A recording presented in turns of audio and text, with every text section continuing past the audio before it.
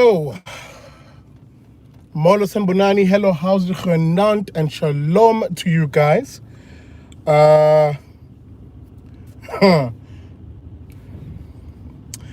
First of all, let me apologize for tonight, the inability to have an episode of the Big Daddy Liberty Show. It is a technical issue with a terrible failure of my equipment. With that being said, let me just double check that you guys can hear me. I'm always skeptical when I'm doing these vlogs that you can't actually hear me. So I'm gonna wait. I'm just gonna give it 30 seconds and maybe get some comments coming through just to confirm that you can actually hear. And also I'm gonna pull over to the side so I can have a chat with you guys, because there is, even though I couldn't do the okay, there we go. Thank you, Shaheen. Thank you very much for confirmation. Shaheen saying I can hear. Jason Gate, Shalom Achi. Jason also saying he can hear me. Guys, again, let me just apologize for the inability to have the live show tonight. It's beyond my power. I have a serious equipment failure. So I just figured, fudge it. Instead of not having a show, let's actually have a chat in this vlog. I'm going to try and keep my thoughts to about 20 minutes, and then hopefully we can have a chat after that. So that's why I'm going to pull over to the side somewhere and we can have a chat. I am in Cape Town, just a reminder, and I'm going to be here for about 2 months as I do the groundwork. Today was spent again mostly in Mitchell's Plain, and then I had a meeting with some very interesting people in Paul today. Very interesting people who I think they get the concept of the groundwork, the importance of the groundwork, and really moving South Africans beyond talking and moving South Africans beyond, these flashy campaigns and actually having South Africans act on their frustration. So I'm going to bring you more of that information as I continue my conversation with these guys, maybe sussing them out a bit more, to be honest. But yeah, I left that meeting very encouraged. But I'm going to get into today's topic because, we were going to discuss it tonight. My guests that I had planned were Jimmy Ramakgopa, who is a regular on the show, those who watch my show, Blacks Only. And I'd also planned to have Utumo Denga, the host of the Man Patria show. So I'm sorry about that. We can't have that show tonight. We'll probably reschedule it at some other point. So let's jump straight into it. Number one, and there's 2 claims I'm going to make on the show, which I'll substantiate with data, which I'll substantiate with the record of history. In other words, what has history shown us on this particular issue in terms of supporting my argument and my claims?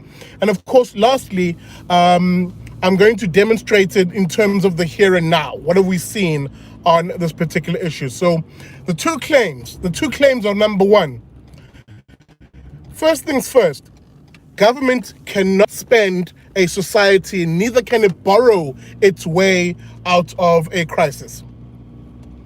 It cannot, let me repeat that claim.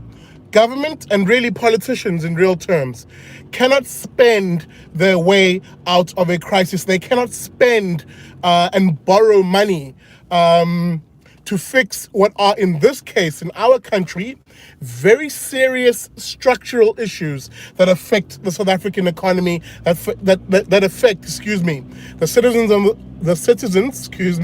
of this country, and really families. So we cannot spend our way, nor can we borrow our way out of the economic malaise that we find ourselves in. That's the first claim that I'm going to substantiate and support with arguments and data. The second one is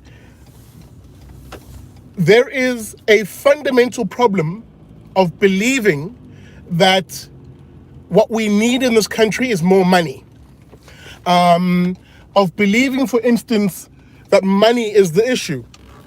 Because quite a few people believe that, right? Quite a few, I've seen this in arguments. Some people will say, if only we had more money to do this or that, or if only we had more money to spend on this.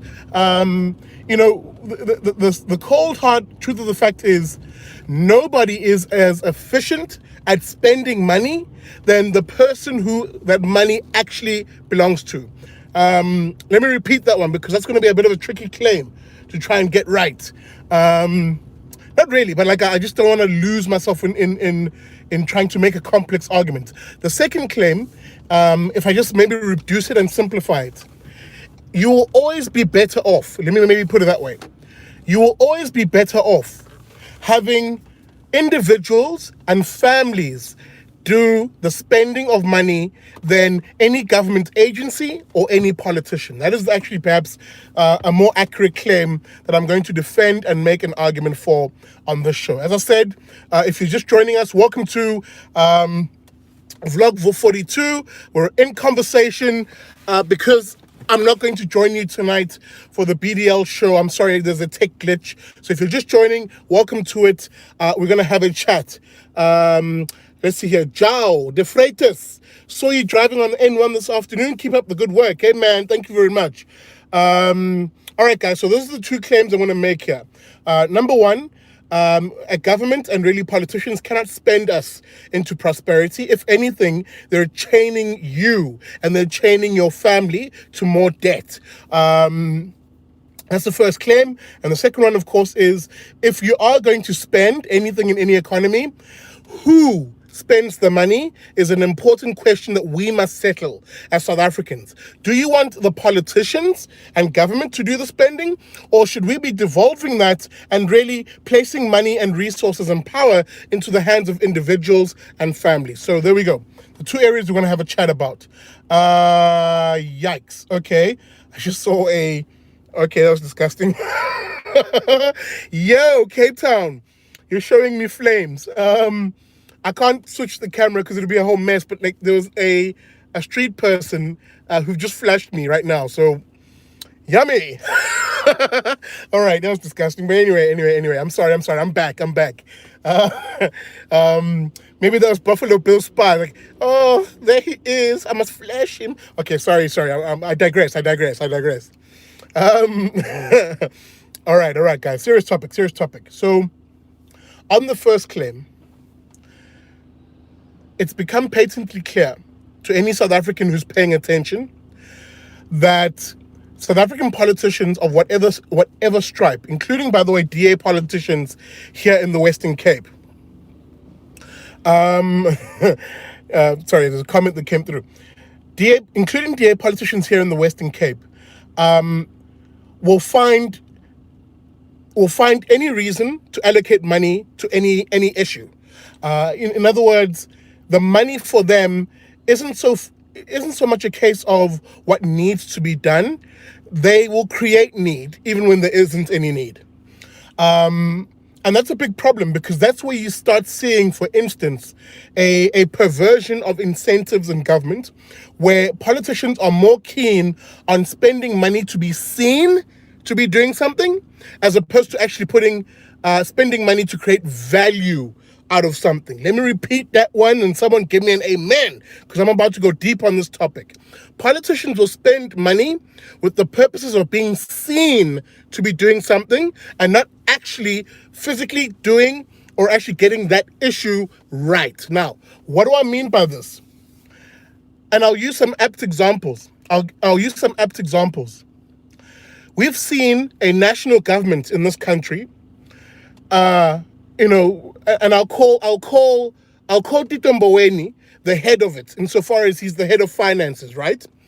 We've seen a national government in this country who, despite the fact that they collect just over 1 trillion rand every year, it's about, I think, 1.1 or 1.2 trillion, if I'm not mistaken.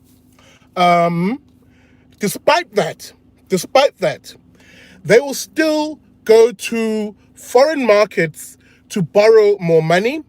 They will still, in terms of the political rhetoric, they will still demand of the Reserve Bank, excuse me, they will still demand of the Reserve Bank that it print more money. Not that they get their way on that, because there is an independence of the Reserve Bank to government, thank God for that. But I say thank God because politicians are looking to erode that very independence. We've heard it even from the Deputy Minister of Finance, basically saying, hey, maybe we as politicians need to have control of the Reserve Bank so that we can just print more money when we need it. I'm quoting, by the way, that the deputy president, the deputy finance minister, or on that regard. It's that sort of financial and economic illiteracy that is basically seeing us have a political elite in this country who will literally find reasons to spend money. Find reasons to spend money. And the reasons are never and seldom are things that are of immense and direct need. Why? Because politicians couldn't care about your direct and your immediate needs. Why? Because in most cases, those things don't make for fantastic and flashy campaigns. Those things don't make for great PR stuff where they can be seen, right? Cutting ribbons, kissing babies, and all that nonsense. What they look for, therefore, because there's two reasons. What they look for is big mega projects. Big mega projects that they can literally spend money to the hilt. And there's two reasons for that.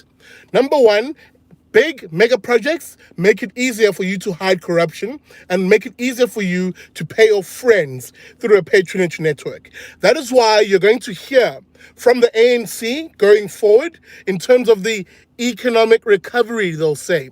You're going to hear things like, we're going to embark on a massive infrastructure spend, they'll say, and it is this infrastructure spending which will boost the economy. That's the argument, which brings me back to the claim I'm trying to disprove here, which is more spending from government and more loans from government does not equal economic prosperity. It is more debt on you. So that's what you're going to start hearing from politicians now. You're going to hear them talk the language of, we need more spending on infrastructure. That'll be one area they'll argue. And then because they're trying to push in all their toxic policies, they'll say things like, we'll need more spending, they'll say, on things like the national health insurance. We'll need more spending on social welfare. All of those three things have little to do with assisting South Africans out of the economic mess, and they instead have everything to do with the acquisition and the retention of power. What do you mean by that, Big Daddy? Well, let me be precise and specific. On the infrastructure spend, infrastructure is a fantastic way for you to be able to preserve your patronage network. All you have to do as a politician in government is basically make sure that the people who get the tenders, the people who get the contracts are the sort of people are the sort of rich tenderpreneurs who will fund your next election campaign. That is the be-all, end-all of infrastructure spending. It has nothing to do with you benefiting from better quality infrastructure in society. Nothing to do with that. It has everything to do with politicians rewarding their political elites and their political friends so that come the next election cycle, the money is channeled into the pockets of politicians who are trying to, as I said, acquire and retain power. That's number one. Number two, on the issue of then spending, remember I said it's infrastructure, and then spending money on ideological crusades, like the national health insurance, for example. So on number two, you're going to hear these politicians say things like, you saw how the health system came under strain, right, from COVID-19. So on that basis, what we now need to do is basically create this monstrosity. If you've read the NHI bill, in other words, the piece of legislation that's being proposed for the national health insurance, you will know that the NHI is a monstrosity. It is the creation, effectively, of a new ESCOM. That is essentially what it is, because it is the NHI bill which basically centralizes all power into the hands of government and the Minister of Health. and literally centralizes all decision making into a small elite of various committees, right? Those committees, of course, that report to the minister directly. So you have no control over your healthcare anymore. You'll have no control over your healthcare anymore. All your healthcare decisions, from deciding to go take out a tooth, to literally having tonsils removed, to serious operations, triple bypass, all of those decisions will be made by a politician and his friends in a committee. If that does not scare you, dear South African, I don't know what the fudge will. Anyway, I'm sorry, I got lost in that one because the NHI frightens me and it pisses me off immensely. But in any event, to keep to my point, so the second area where they'll argue, oh, there must be great spending, they'll say, is in ideological crusades, including this time the national health insurance. So what they'll say is, number one, the NHI bill, let's ram it through Parliament, let's pass it. Now everything is centralized, it's in the control of politicians. And they've established, if you will, another ESCOM, but this time an ESCOM of healthcare. And by the way, that ESCOM of healthcare called the NHI will be load shedding. And let me be specific and cheeky, it will be life shedding. It will be hashtag life shedding. Because the very same, you got to understand something in economics. In economics, we know that all resources are scarce. All resources are scarce. Therefore, we argue and we try to argue what is the best way of making sure that those scarce resources reach all, if not as many people as possible.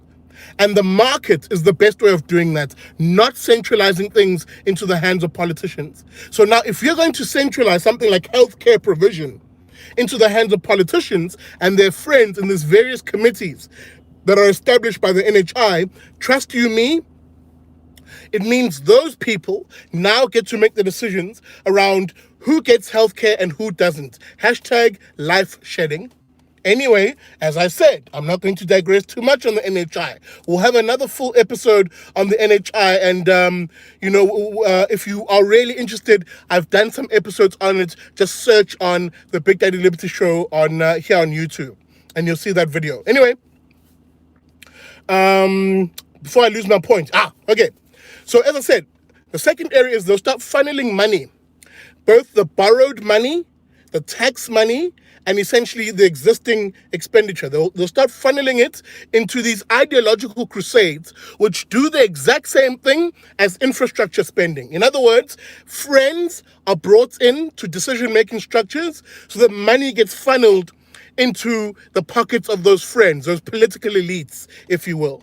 You'll now see a situation in reality where suddenly, once they pass the NHI, every Tom, Dick, and Harry tenderpreneur will suddenly become a provider of healthcare equipment or healthcare services. Don't believe me?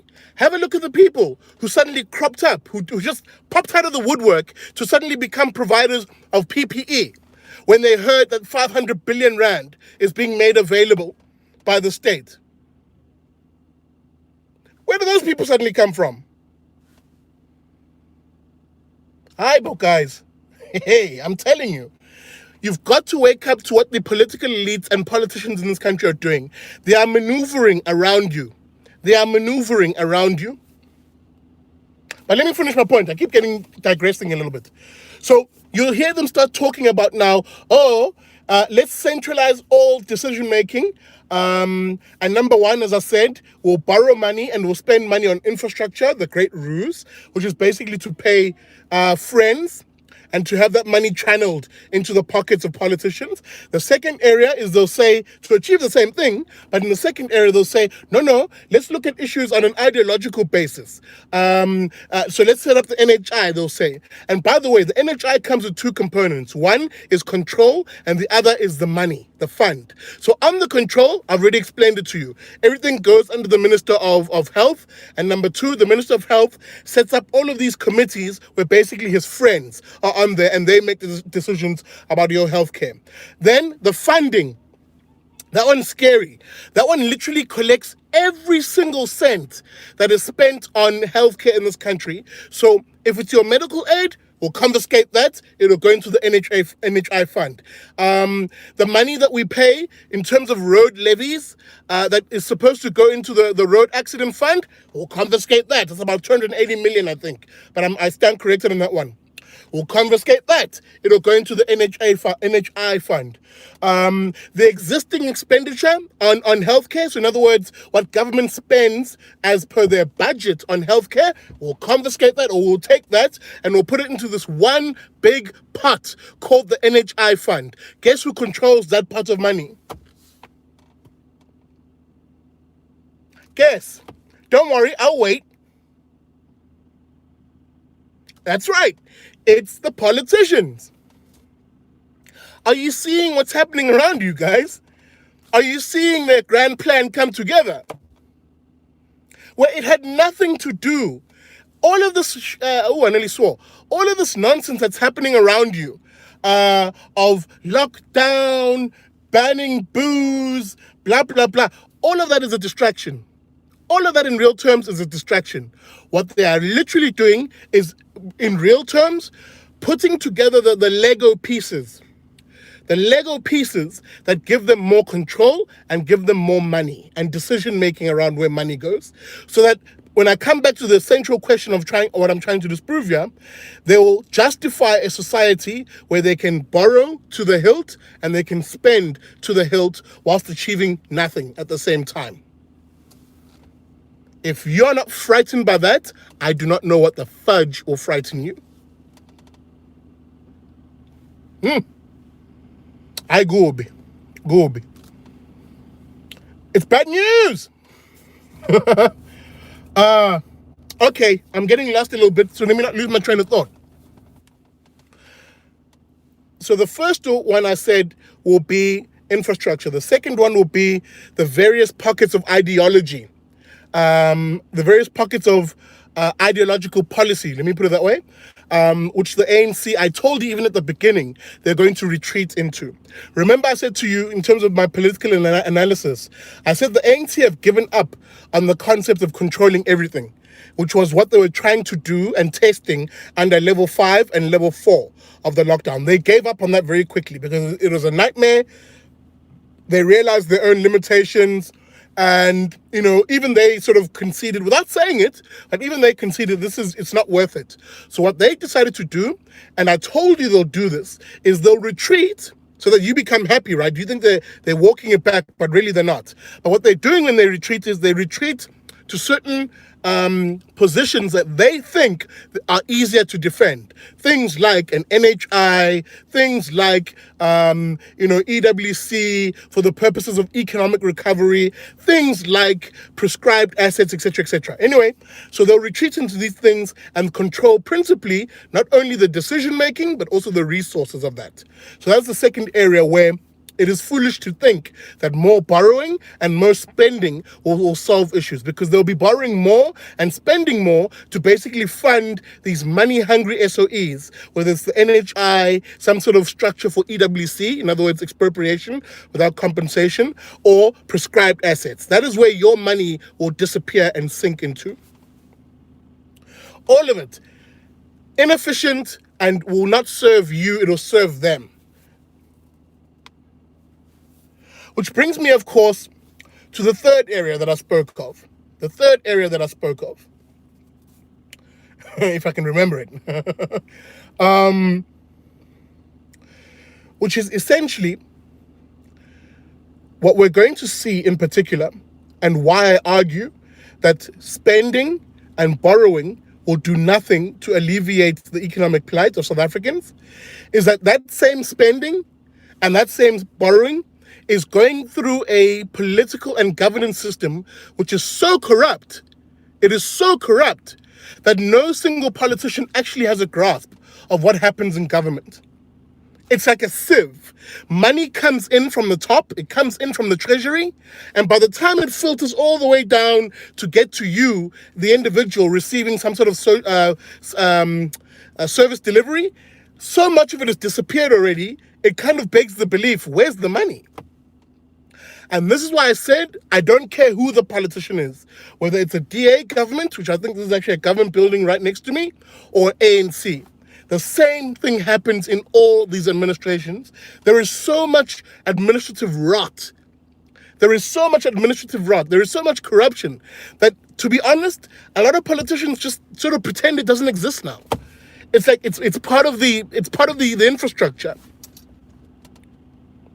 And you mean to tell me it is that governance system which should be borrowing to the hilt and spending to the hilt?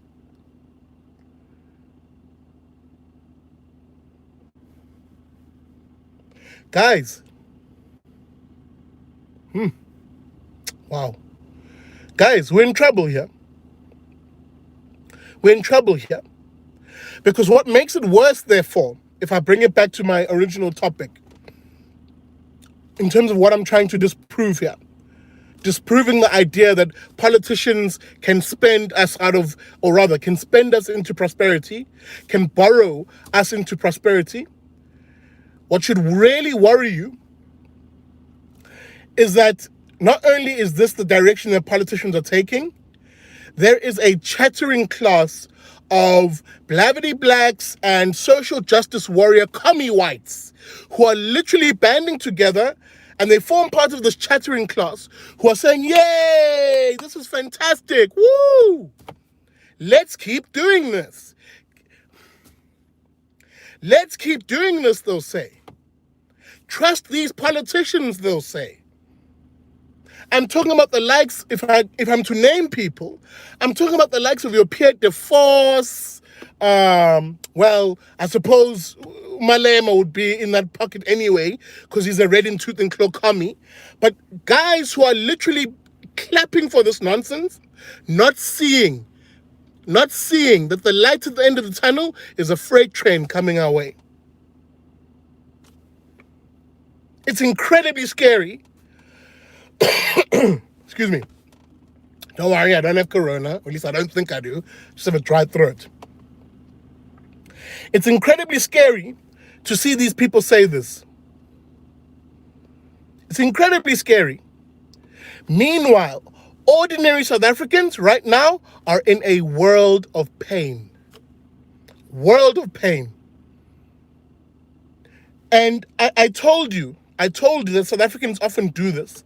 We suffer in silence. We don't say when we're literally at the brink of even starvation. We don't speak up. Excuse me, that kombucha came back. we don't say when we're in trouble. We don't say it. I'll tell you why I say that. If you watch the previous vlog 41, I think, or was it 30? The one where it was the hashtags job save lives. There's a white kid who I interviewed there. I don't know if I did it on air or off air. And this guy basically said to me, you know, Big Daddy, people look at me and they think I'm okay. But in reality, I literally had to give up my home, my small, meager flatlet. And I've had to move in, thank you Hashem, with friends. And I say thank you Hashem that he has friends who he can do that with. But if you were to listen to the blavity black types, the ones who trade on race, they'll say things like, oh, no, there's white privilege, they'll say. So, you know, I shouldn't feel bad for him. He's got white privilege. Guys, what is white privilege when you're literally, you don't know where your next meal is coming from? What is white privilege when that happens? How do I explain that child or that kid? Sorry, I shouldn't say he's a kid. He's probably like 21 or something.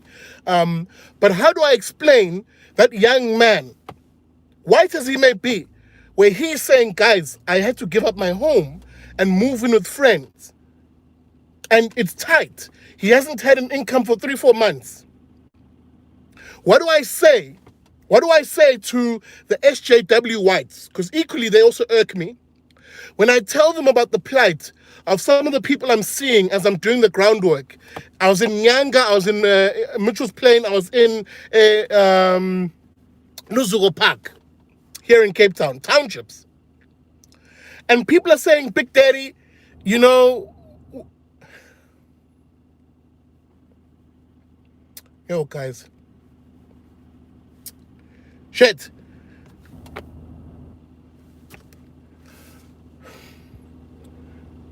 I'm sorry. Ooh wee. No, I'll compose myself. I don't shed tears on this one.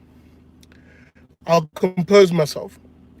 Because, I was with a family who was saying, BDL, we don't really have food anymore.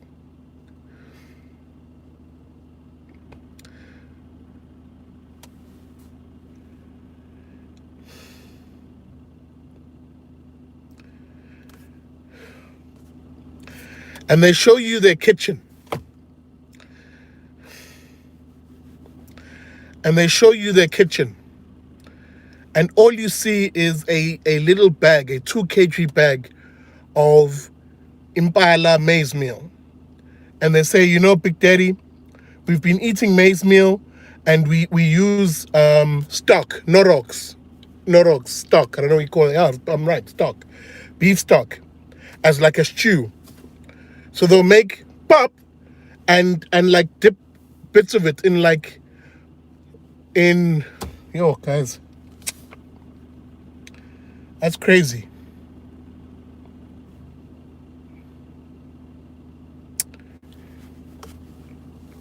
That's crazy.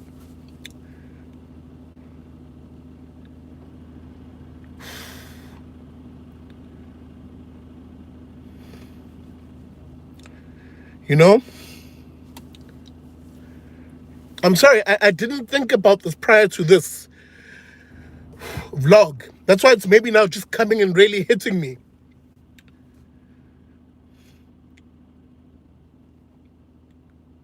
Imagine if that was you. Imagine if that was you. If your kids were coming back home and the only thing you could provide was pap and beef stock, Norox, that you dissolve in hot water. And you guys break a bit of pap, you dip it into that, and you call that dinner and a meal. How is that vaguely nutritious? How is that vaguely nutritious? How are those children growing up getting all the vitamins and the nutrients and all the... Like, we're going to have South Africans, and this is what breaks my heart. We're going to have children in this country who have stunted growth in one way or the other. Why? Because of not COVID-19. Stop saying it's COVID-19. Because of the lockdown and decisions taken by politicians. That's the reality. So how do I not get angry? How should I not get angry when that is the case? And yet these people, and this is what really breaks my heart to a large extent, they'll come out when I call them. And I say, guys, let's do something about it. They'll be there. They'll be diligent. That's why I have a little patience for all of these other social media influencer character types, people who call themselves influencers. I don't have much patience for you, because when it's time to do the groundwork, when it's time to rally people at a ground level, you're not there. That is a fact. You're not there. And I've been seeing people be very aggressive, even on my social media, to say, hey, Big Daddy, why don't you follow this guy? Hey, Big Daddy, why don't you link up with this guy? And then when I really look at some of these pages, these people are just doing social media campaigns, man. It's all fun and games for some of these people. And again, I'm not knocking anybody, because I know it's going to happen now. Oh, not my guy. My guy's legit. My guy's fantastic. I'm not knocking anybody. I'm just pointing out a big, big, big chasm between what some people say on social media versus when you then ask them to join you in doing the groundwork. Dololo, they're not there for that. Meanwhile, the people who don't have access to the social media, the people who don't sit and, have data to watch me or any other person vent on here, they don't have access to these ideas. Because very few... What do the Christians say? The work is the work was plentiful, but the workers were few. So you're gonna have to excuse me if I become very angry. You're gonna have to excuse me if I don't necessarily show the same enthusiasm when people say, "Hey, Big Daddy, follow this guy, or go to this guy, or join this group." Because the reality of the matter is, when it's the groundwork that is needed to be done, crickets.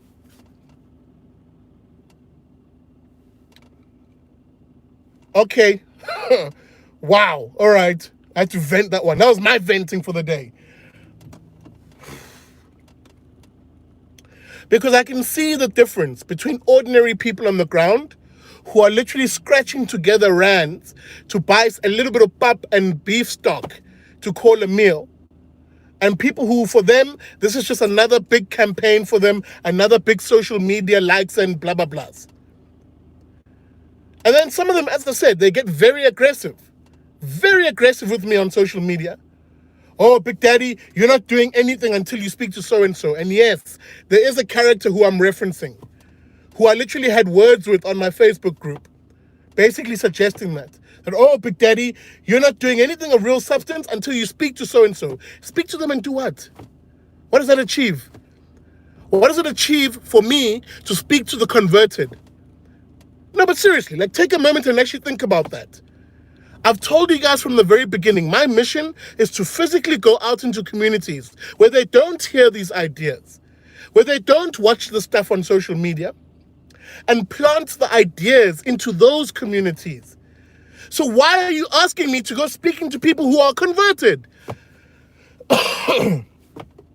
People who are already doing the work, if that's what they're doing, of spreading ideas too. Why? Like, what does it help for me to speak to those people? Come on, guys, let's wake up. Please, I'm begging you. Let's wake up. And I'm seeing a comment here by Northern Stealth. Talk is cheap, money buys the whiskey. I agree, brother. I agree. So I'm sorry if I come across as unwilling or if I ignore that stuff. Because really, look at it from my perspective. What do you actually want me to do? Excuse me. Ooh. Swallowed my tongue there. What do you want me to achieve by talking to people who are already converted? My work, I must repeat this, my work is to go out into the communities and literally talk to the very South Africans who even those people don't go to see. So I just had to get that out there very quickly. But anyway, let me get back to my point, because I don't know what for too, and I want to get some comments in here. I'm moving around, guys, just to catch the light. It is Cape Town, and I was hoping, the sun sets very late, but for some reason it just became very overcast. So I'm hoping to catch a little bit of light. So I'm going to wrap up soon. So let me conclude. You're not going to see government spend us out of this crisis, number one. Number two, you're not going to see government, borrow its way out of the financial disaster. And what should scare you the most is that the politicians who are doing the borrowing, the politicians who are doing the spending, these people are old, guys. That's something I often look at and I go, hey, these people are old. And in reality, in 15 years' time, when a lot of these loans are due and a lot of this debt is due, they won't be here. Oh, excuse me. Ooh. Sorry, guys. Yikes. Very dry throat. These people won't be here to pay back this money. It'll be you and your families, your kids, my kids, who'll be expected to pay back a lot of these loans. So that we need to be vigilant on these issues. Anyway, let me conclude by saying the following. What do we need to therefore demand from politicians? What do we need to actually ask them to do instead? Number one, we've got to cut spending. That's the cold hard reality. We've got to cut spending. Government spending is a tax on you. It's a tax on you. There's nothing about it which is, beneficial in real terms. There are certain core areas where we should expect government to keep funding things. That's fine. I'm not going to quibble with other libertarians and with other classical liberals on that. There are some areas where government spending, fine. If that's what you're going to do, do it. But it cannot be at the expense where we're borrowing money and we're going broke in the name of this false reasoning, which is, spending your way out of trouble. A very Keynesian principle is going to save us. It won't. It's a big problem. That's the first point. Number two, So what you do is you cut spending, or rather, number one, you cut spending, and number two, of what existing spending there is, you reprioritize that into the areas that actually are a core function of government. Very few. And when you do that, you actually find that you free up resources. Surprise, surprise. When you cut spending and you cut the role of the state on many areas, you actually free up spending. So number two, what do you do then? You take that money that is freed up and you literally break it up into vouchers on any given issue. On healthcare, break it down,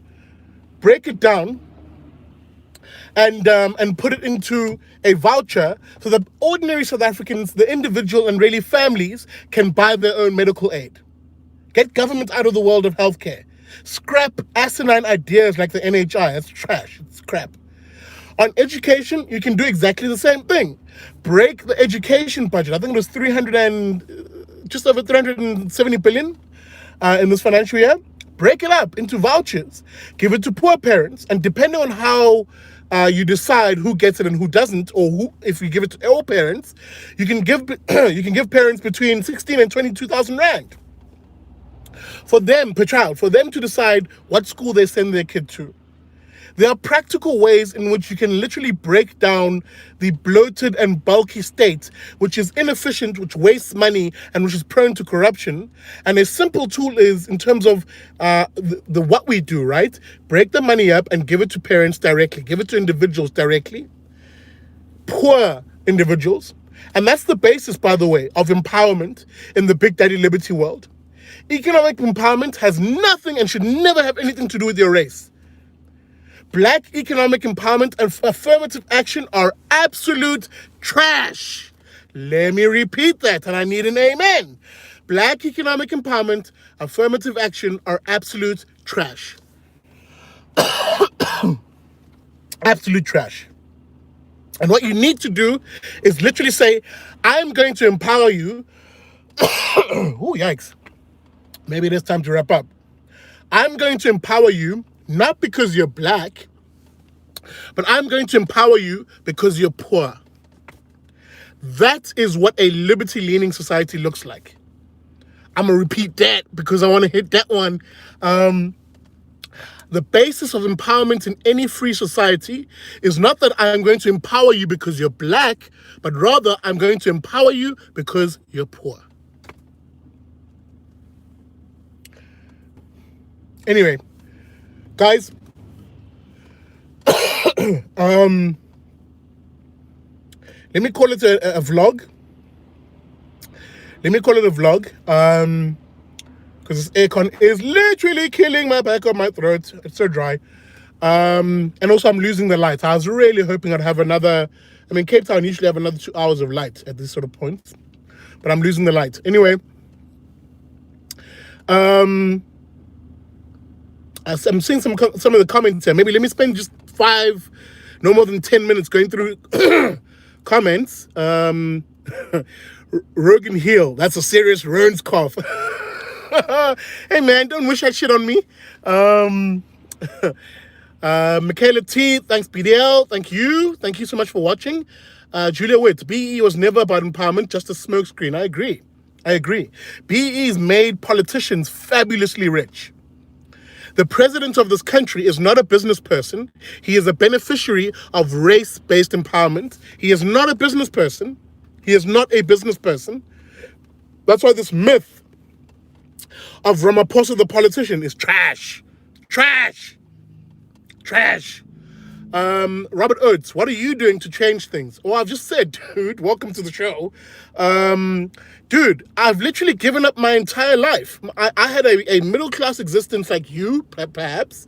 I've sold most of my things, of what I couldn't sell it in storage. And I'm literally going across this country and fighting the battle of ideas, or prosecuting the battle of ideas. Not all of us are going to be march-leading activists. Some of us actually have to do the groundwork. which is how do you convince people in ordinary communities that they need to stand behind certain ideas, not certain personalities, not certain political parties. Because when you do that, you create this revolving door of a messiah complex where people say things like, oh, if only we get the right guy into politics, they'll say. That's nonsense, guys. People will always fail you. The inadequacies of us as humans will always fail you, but the ideas will never fail you. You mean to tell me if I do the best that I can, going community to community, door to door, I'm going to start printing out a nice little leaflet also, which I can drop into people's doorways, people's mailboxes in informal settlements, in townships, in rural areas, so that I can spread these ideas. And if people are interested, my contact details will be on there. We can come back, I can do a talk, basically get the ideas into the communities so that those people become the sort of citizens who are alert, who are awake, who are enlightened. And then those citizens, black, white, colored, Indian, you name it, race is irrelevant. It becomes those citizens who, because they're armed with the ideas of how you create a prosperous, property-owning, and free society, non-racial one, they become the sort of people who create the political culture where even a wrong politician is incentivized to do the right thing. Woohoo! I'm going to repeat that one. You want a society that creates the political culture where we, the citizens, create the incentives, the political incentives for even the wrong politician to do the right thing. That's actually what you want. But to do that, you need to fight the battle of ideas. You can't do it by telling people, vote for him, as opposed to voting for him. It's simple. So that's what my ideas stand for and what I'm doing the work of. Diana B, you're becoming one with your car, disappearing. No, I agree. Guys, the light is really bad. Let me skedaddle. Let me skedaddle. And that being said, whatever, Wilhelm. There we go. This might help a little bit, but I must dash. So let's see here. Maybe just two more questions. Remember, guys, make sure you share this clip. Ask your friends to get involved. LF, I see you with the comment. Vix for that chest, absolutely. I think it's more the air conditioning. I should probably actually just turn it off instead of complaining about it. And yes, relax, I will get tested for the coronavirus. I think it's only right because this is a cough. So let's check it out. Let's see here. Any more comments, guys, before I wrap it up? Sliv the Shiv, they're overstepping their boundaries now. They have many armed citizens. We're the ones who stand against. I think that's for someone else. Okay. All right, guys. Let me maybe wrap it up here. Folks, thank you very much for being on the stream. I appreciate that. There's lots of exciting stuff happening in the BDL world. As I always said to you guys on the show, the vast majority of what I do, you don't see on the show. It's 60% of what the BDL show does is me being in communities doing the groundwork. I'm sometimes skeptical of bringing a camera to that, only because some people don't really, guys, there are safety issues also involved in what I do. So of those people who maybe will agree to being on camera, I'll bring you that on the show. But just trust that I'm in communities, I'm doing the work, I'm doing what I love to do, which is to reach out, talk to people, and sell these ideas of liberty, of creating this society that I always... sorry, I'm just checking Errol's comment. Do you really know what they're testing for? No idea. In any event, just to come back to my point, so I'm on that mission now. I am in Cape Town. I'm here for 2 months. If you want me to come to your part of the world here in Cape Town, maybe to do a talk, then guys, please, invite me. Go to my emails, please. Don't send me messages on Facebook. Don't send me messages on Twitter inboxing. Guys, it's way too much. I mean, there's about 300 plus sometimes inboxes on Facebook. I cannot keep tabs of all of that, especially because some people want a dialogue, and I can't. As I said, I have a full day. I don't live on my social media. So what I encourage people to do go onto my emails, bdl at bigdaddylibertyshow.com. Let me repeat that, bdl at bigdaddylibertyshow.com. Send me an email there. I have hired an admin person who can help me keep a tab on that. She keeps me updated every day in the morning at 12 and in the evening as to what the emails were about. And that's where, if you want to get in touch with me, if you want me to come out to your part of the world, maybe you've got a small group, let's keep the group small. I come out, I do a small talk, and essentially I arm you with the arguments, and hopefully you can then become a zealot for liberty. You can also go out and spread these ideas so that we can grow that liberty culture. So I'll be in the Cape for about 2 months doing that. I'll then move up the coast, essentially, towards PE, Durban, and then back to Johannesburg. So yeah, guys. So, if you want to get in touch with me, bdl at bigdaddylibertyshow.com. Remember, you can support the work that I do by becoming a Patreon donator. You can donate as little as $1 a month. Guys, the economy is bad. It's tight. So even as little as $1 a month is more than enough. You can do that via Patreon. That's patreon.com. Just search for Big Daddy Liberty. Or you can donate via PayPal. I've opened a PayPal account, and that's bigdaddylibertyza@gmail.com. You can pledge a single $1 every month via those, as I'm developing some other avenues to do this. Remember, my sole responsibility, my sole job is to be an advocate for good ideas and spreading them into communities. And with that being said, guys, let me go. If you joined the stream late, I'm sorry. There will be no episode of the Big Daddy Liberty Show tonight. It's just a tech failure, a cluster F, as they say. But I'm fixing all of that. Thank you, Hashem, including getting better internet. Thank you, Hashem, for that one indeed. So, guys, thank you so much for joining me. Please share the vlog. Thank you for watching. And remember, as I always say, and it's become ever more important, never trust a commie.